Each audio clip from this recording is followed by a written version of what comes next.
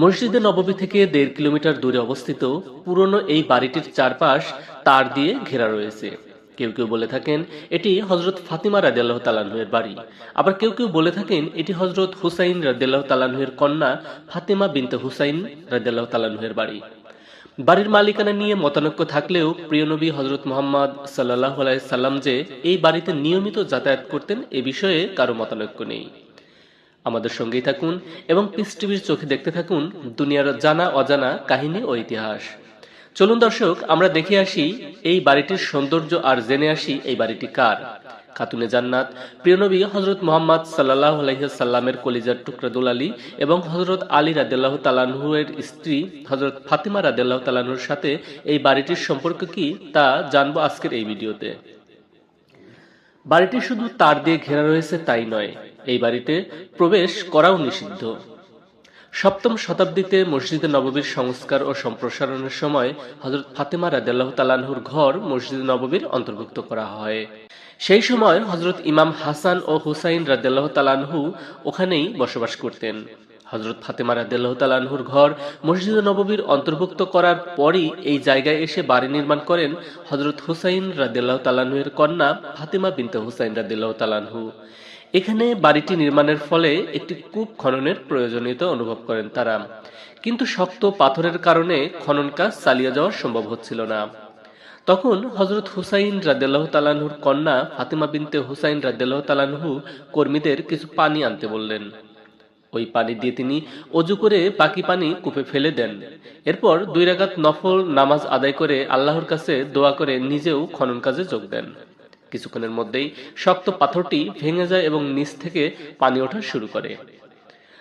তখন থেকেই এই কূপকে বরকতের কূপ হিসেবে গণ্য করেন মদিনাবাসীরা। এই বাড়িটি নিয়ে পর্যটকদের আকর্ষণ থাকায় বাড়িটি সংস্কারের উদ্যোগ নেন সৌদি সরকার। মূল সংস্কারের কাজ চলার আগে নকশা প্রস্তুতের কাজ চলছে এখন। মূল অবয়ব যাতে বিকৃত না হয় এর জন্য গভীর মনোযোগ দিয়ে নকশা তৈরি করছেন পুরাতত্ত্ববিদরা। রাসূল সাল্লাল্লাহু আলাইহি সাল্লামের ঐরসে হযরত খাদিজা রাদিয়াল্লাহু তাআলা আনহুর গর্ভে ষষ্ঠ এবং সর্বকনিষ্ঠা সন্তান হযরত ফাতেমা রাদিয়াল্লাহু তাআলা আনহু জন্মগ্রহণ করেন নবুয়তের ৫ বছর পূর্বে, এবং রাসূল সাল্লাল্লাহু আলাইহি সাল্লামের বয়স যখন ৩৫ বছর তখন তিনি জন্মগ্রহণ করেন। হযরত ফাতেমা রাদিয়াল্লাহু তাআলা আনহুকে আবু তালেবের পুত্র হযরত আলী রাদিয়াল্লাহু তাআলা আনহুর সাথে বিয়ে দেওয়া হয়। বিয়ের সময় হযরত আলী রাদিয়াল্লাহু তাআলা আনহুর বয়স ছিল ২১ বছর ৫ মাস এবং হযরত ফাতিমা রাদিয়াল্লাহু তাআলা আনহুর বয়স ছিল ১৫ বছর ৫ মাস। একমাত্র ইব্রাহিম ছাড়া রাসূল সাল্লাল্লাহু আলাইহি সাল্লামের সব কয়েকজন সন্তানই নবুয়ত লাভের পূর্বে জন্মগ্রহণ করেন। মহানবী সাল্লাল্লাহু আলাইহি ওয়াসাল্লাম সাহাবীদেরকে উদ্দেশ্য করে বলেন, আমি আল্লাহর আদেশে ফাতিমার সাথে হযরত আলীর বিয়ে দিচ্ছি এবং তাদের বিয়ের মহরানা বাবদ ধার্য করেছি ৪০০ মিসকাল রৌপ্য। হযরত আলী রাদিয়াল্লাহু তাআলা আনহুর পক্ষ হতে বিবাহের প্রস্তাব আসার পর রাসূল সাল্লাল্লাহু আলাইহি ওয়াসাল্লাম তাকে ডেকে জিজ্ঞেস করলেন, মহরানা আদায় করার মতো কোনো কিছু আছে কি? হযরত আলী রাদিয়াল্লাহু তাআলা আনহু উত্তর করলেন, একটি মাত্র ঘোড়া ও একটি যুদ্ধের জন্য ব্যবহৃত লোহার পোশাক রয়েছে। রাসূল সাল্লাল্লাহু আলাইহি সাল্লাম বললেন, আলী, তুমি বর্মটি বিক্রি করে মহরানার খরচ সংগ্রহ করো। হযরত আলী রাদিয়াল্লাহু তাআলা আনহু বর্মটি ৪৮০ দিরহামের বিনিময়ে হযরত উসমান রাদিয়াল্লাহু তাআলা আনহু এর নিকট বিক্রি করলেন।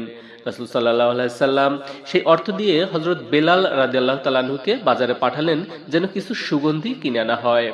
বেলাল রাদিয়াল্লাহু তাআলা আনহু সুগন্ধি নিয়ে আসলেন। এরপর রাসূল সাল্লাল্লাহু আলাইহি সাল্লাম হযরত আলী রাদিয়াল্লাহু তাআলা আনহুর সাথে হযরত ফাতিমা রাদিয়াল্লাহু তাআলা আনহুর অত্যন্ত অনাড়ম্বরভাবে বিয়ে দিলেন। কন্যা বিদায়ের সময় রাসূল সাল্লাল্লাহু আলাইহি সাল্লাম একটি খাটিয়া, বিছানা, একটি আটা পিষার চাকি এবং পানি তোলার একটি মশক উপঢৌকন দিয়েছিলেন। শেষোক্ত জিনিস দুটি হযরত ফাতিমা রাদিয়াল্লাহু তাআলা আনহু মৃত্যু পর্যন্ত তার সাথে রেখেছিলেন। বিবাহের পূর্ব পর্যন্ত হযরত আলীর কোনো বাড়িঘর ছিল না, তিনি রাসূল সাল্লাল্লাহু আলাইহি সাল্লামের সংসারেই থাকতেন।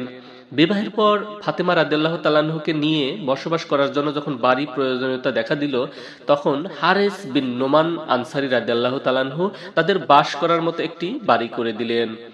হযরত ফাতিমা রাদিয়াল্লাহু তাআলা আনহুকে নিয়ে হযরত আলী রাদিয়াল্লাহু তাআলা আনহু সেই বাড়িতে উঠে আসলেন, বসবাস করতে লাগলেন। হযরত আলী রাদিয়াল্লাহু তাআলা আনহুর ঔরসে এবং ফাতিমা রাদিয়াল্লাহু তাআলা আনহুর গর্ভে ৫ জন সন্তান জন্মগ্রহণ করেন। রাসূল সাল্লাল্লাহু আলাইহি সাল্লামের কন্যা ফাতিমা রাদিয়াল্লাহু তাআলা আনহুর জানাজায় কয়েকজন পারিবারিক সদস্য উপস্থিত ছিলেন। কিছু সংখ্যক ঐতিহাসিক মনে করেন হযরত ফাতেমা রাদিয়াল্লাহু তাআলা আনহুকে তার নিজ ঘরে সমাহিত করা হয়, যে অংশটি মসজিদে নববীর অন্তর্ভুক্ত। তাই বলা যায় এই বাড়িটি হযরত ফাতিমা রাদিয়াল্লাহু তাআলা আনহুর নয়, এটি ছিল হযরত হুসাইন রাদিয়াল্লাহু তাআলা আনহুর কন্যা হযরত ফাতিমা বিনতে হুসাইন রাদিয়াল্লাহু তাআলা আনহুর বাড়ি।